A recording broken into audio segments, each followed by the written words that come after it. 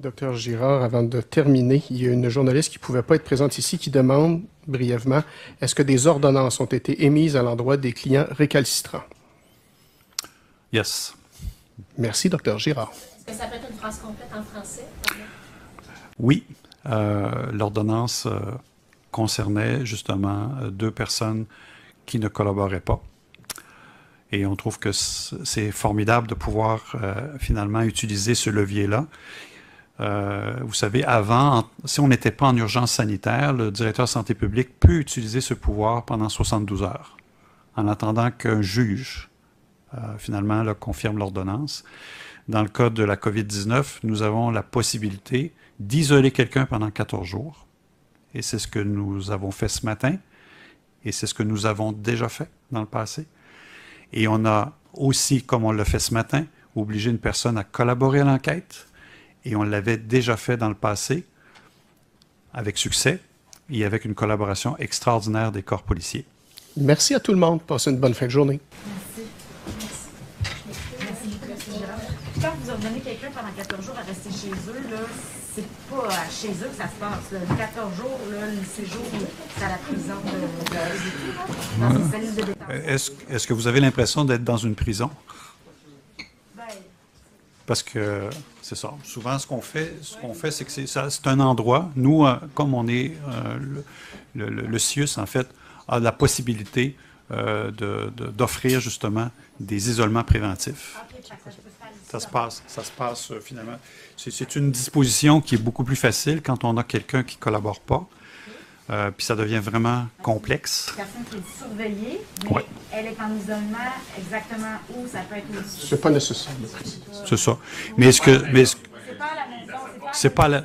Ben, ça dépend de la personne. Okay. Parce qu'on a eu des personnes qu'on a isolées chez eux. À un moment donné, la personne, on voyait bien qu'elle n'était pas chez elle. On lui a fait, donc, on est allé chez elle. Et là, on lui a dit... On vous isole là où on veut que vous soyez, ou vous observez la règle. Et il a observé la règle. Donc, vous voyez, ça dépend des cas. Okay. Vous êtes 2 ordonnances. Est-ce qu'il y en aurait une pour collaborer à l'enquête, puis l'autre pour rester à la maison? Oui, c'est ça. C'est une ordonnance, en fait, où les 2 personnes, parce que l'ordonnance, on la transmet aux policiers. Donc, oui. On peut faire sur une ordonnance, on peut identifier plusieurs personnes. Fait que ça dépend. Là, ça donne, c'est la première fois qu'on fait ça. Généralement, c'est une ordonnance, une personne là, qui est récalcitrante, là, qui ne coopère pas. OK, donc 2 ordonnances, puis une pour collaborer à l'enquête, puis l'autre pour rester à la maison. Oui, c'est une disposition légale émise par l'ordonnance qui nous permet justement d'obliger ces personnes-là contre leur gré. Il faut bien le dire, hein, c'est ça, mais dans l'intérêt public. Pardon? C'est une ordonnance dans laquelle on a oui, parce que c'est une technicalité là, juridique là, que je ne vous demandez-moi pas de l'expliquer. C'est les avocats qui gèrent ça, là, mais c'est comme ça que ça se passe. Voilà. Ça va mal, ça va très très mal. Je vous laisse regarder la vidéo.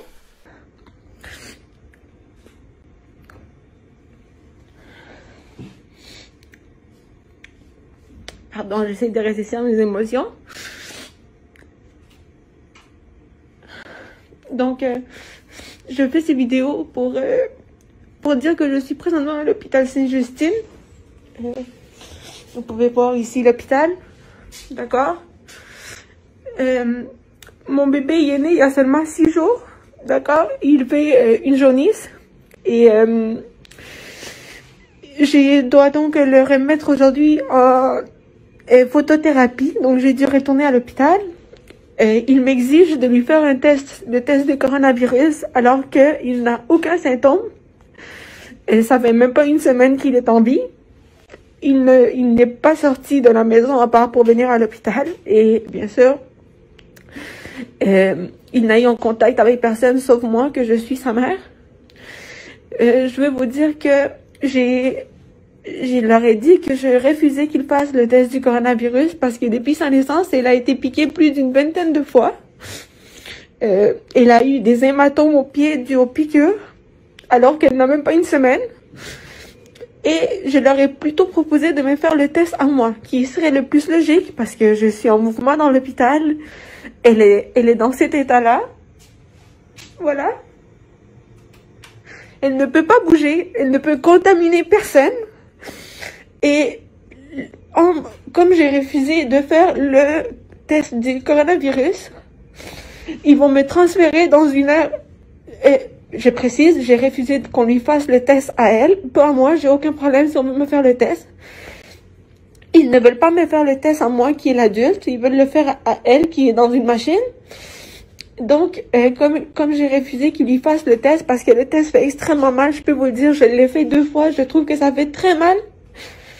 Et ils vont nous transférer dans une zone où sont les gens infectés, alors qu'on n'est pas infectés. Ils vont nous transférer dans la zone où sont les gens qui vont passer le test parce qu'ils ont des symptômes et quand ils sont infectés, ils sont transférés. Donc, je fais cette vidéo parce que si jamais on a le coronavirus après notre passage dans cette unité, je veux dénoncer l'hôpital Sainte-Justine pour leur service, pour leur refus de me faire le test, puis pour nous avoir mis en danger. Donc si quelque chose y arrive à mon bébé ou à moi, je veux que cette vidéo circule partout dans le monde, puis qu'on voit comment cet hôpital traite les gens. Un bébé de 6 jours. Vous vous rappelez, il y a quelques semaines, je vous ai dit qu'ils vont aller aux nourrissons par rapport au masque. Donc, ça avait l'air juste drôle, hein? Ça avait l'air d'un truc ridicule. Mais regardez, ils veulent tester nos bébés de 6 jours. Un bébé qui fait la jaunisse, et vous l'avez vu. Là, madame, Vanessa, elle dit, s'il vous plaît, testez-moi à la place. Non, non, non, non, on veut le bébé. On veut le bébé.